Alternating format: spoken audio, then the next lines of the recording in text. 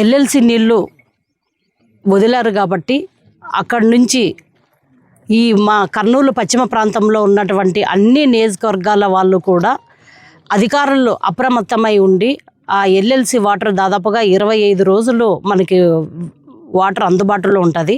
ఆ 25 రోజుల్లోన మనకి ఆలూరు, ఆదోని, ఎమ్గెనూరు, మంత్రాలయము, ఈ కోడుమూరు వరకు ఈ వాటర్ పోతుంది. కాబట్టి ఇలా అన్నీ ఎక్కడెక్కడ ట్యాంక్స్ ఉన్నాయి, ఎస్ఎస్ ట్యాంక్స్, అదేవిధంగా సిపిడబ్ల్యూఎస్ ట్యాంక్స్, అదేవిధంగా ఈ చెరువులకి ఖచ్చితంగా నీళ్లు నింపుకోవాల్సిన నిన్న కూడా అధికారులతో మాట్లాడాము. ఈరోజు కూడా ఇక్కడ ఈ బసాపురం సంబంధించిన అధికారి కూడా వచ్చారు కాబట్టి మేము అడుగుతున్నాం.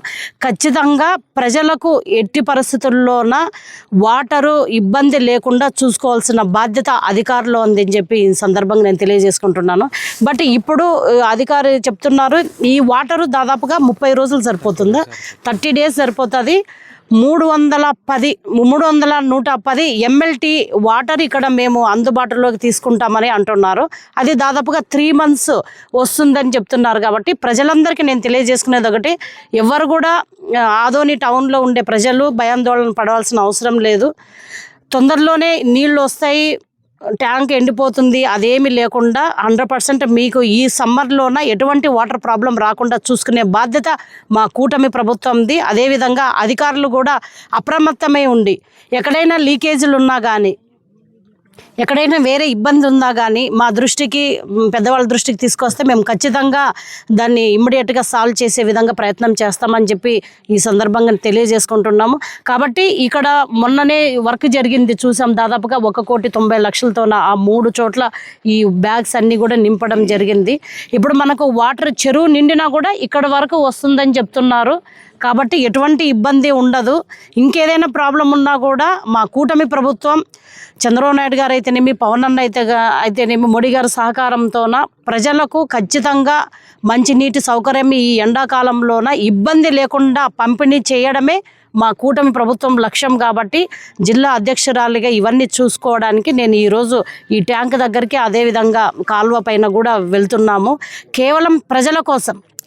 ఇంతకుముందు గవర్నమెంట్లోన ఎంత ఇబ్బంది ఉండేదో అందరికీ తెలుసు. కానీ ఆ ఇబ్బందులు రాకుండా ఉండాలి అంటే ముందు జాగ్రత్తగా అధికారులను అప్రమత్తం చేయాలి. అదేవిధంగా ప్రజాప్రతినిధులు అందరూ కూడా వీటిపైన దృష్టి పెట్టి సారించవలసిన అవసరం ఎంతైనా ఉందని చెప్పి నేను తెలియజేసుకుంటున్నాను. ఇంతకుముందు ఇక్కడ కవర్ సంచులతో వేసింటున్నాం, ఇది ఇప్పుడు గోన పట్లతో వేస్తున్నారు. డబ్బు అయితే ఖర్చు అవుతుంది మేడం. ఇది ట్యాంకీకి శాశ్వత పరిష్కారం అనేది దొరకడం లేదని ప్రజలు చర్చించుకుంటున్నారు మేడం. అవును, ఖచ్చితంగా.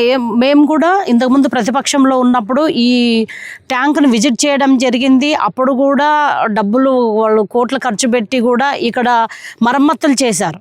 కానీ 1 yearకే మళ్ళీ ఇంకా దాదాపు 1,90,00,000 పెట్టి మరమ్మతు. ఇట్లా ప్రతి సంవత్సరము ప్రజల డబ్బులు వృధా కాకుండా అధికారులు కూడా దీనికి శాశ్వతమైన పరిష్కారానికి ప్రణాళికలు రూపొందిస్తే మేము 100% దాన్ని మేము గవర్నమెంట్ దృష్టికి తీసుకెళ్తాం. ఎందుకంటే ఇది 2004లో అంటే ఇంతకుముందు మా ప్రభుత్వం 2003లో ఉన్నప్పుడు శాంక్షన్ అయింది. మీనాక్షి నాయుడు అన్న గారు ఆధ్వర్యంలోన ఇది శాంక్షన్ చేయడం జరిగింది.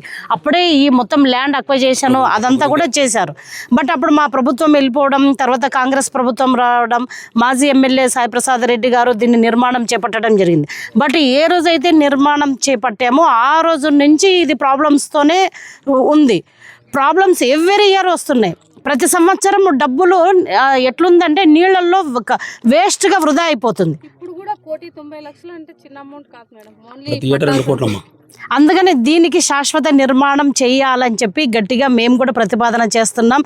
ఎమ్మెల్యే గారికి, అదేవిధంగా Meenakshi Naidu in charge, Telugu Desam party in charge Meenakshi Naidu గారి దృష్టికి కూడా తీసుకెళ్ళి భవిష్యత్తులోన ప్రతి సంవత్సరం డబ్బులు వేస్ట్ కాకుండా, ప్రజల సొమ్ముని వేస్ట్ కాకుండా చూసుకునే బాధ్యత మా అందరిపైన ఉంది. కాబట్టి మా కూటమి ప్రభుత్వం ఏం చేసినా ప్రజల కోసమే చేస్తాం. కాబట్టి 100% దీనిపైన అందరం కూడా శ్రద్ధ పెట్టి నెక్స్ట్ ఇలా కాకుండా చర్యలు తీసుకుంటామని చెప్పి ఈ సందర్భంగా తెలియజేసుకుంటున్నాను. ఆదోని పట్టణ ప్రజలు కూడా మీరు భయపడాల్సిన అవసరం లేదు. 100% ఈ 3 నెలలు మీకు వాటర్ అనేది అందుబాటులో ఉంటుంది కాబట్టి ఎవరు కూడా భయపడొద్దని చెప్పి ఈ సందర్భంగా మేము తెలియజేసుకుంటున్నాం.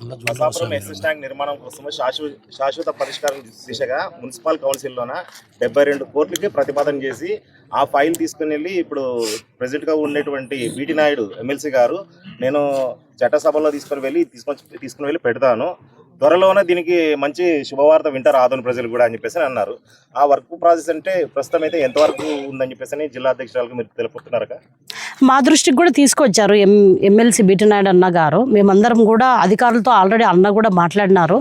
అది యాజ్ ఎర్లీ యాజ్ పాసిబుల్, ఎంత తొందర అయితే అంత తొందరగా శాశ్వత నిర్మాణం చేపడతాం. ఎందుకంటే ఇంతకుముందు ఈ రాజకీయ ఉద్దేశాలు ఏమున్నా కూడా మనం పక్కన పెట్టేద్దాం. ఇక్కడ విమర్శించడానికి అయితే మేము రాలే, కేవలం మేము ప్రజలకు మంచి చేయాలనే ఉద్దేశంతోనే వచ్చాము. అదేవిధంగా ఎమ్మెల్యే గారు అదే దృక్పథంతో ఉన్నారు, ఎమ్మెల్సీ గారు కూడా కౌన్సిల్ దీంట్లో ఉన్నారు కాబట్టి ఆయన కూడా అదే దృక్పథంతో ఉన్నారు.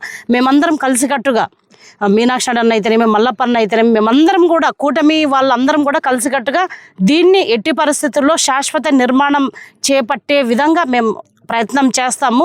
అధికారుల దృష్టిని కూడా తీసుకెళ్ళి అక్కడ కూడా గట్టిగా మాట్లాడి ఇది ప్రతి సంవత్సరం రాజకీయ లబ్ధి పొందుతుంది తప్పితే ప్రజలకు ఎటువంటి ఉపయోగం లేదనేది కూడా అధికారులతో అదేవిధంగా మా కూటమి నాయకులతో పెద్దవాళ్ళతో కూడా మేము మాట్లాడతాం, మంత్రివర్యులతో.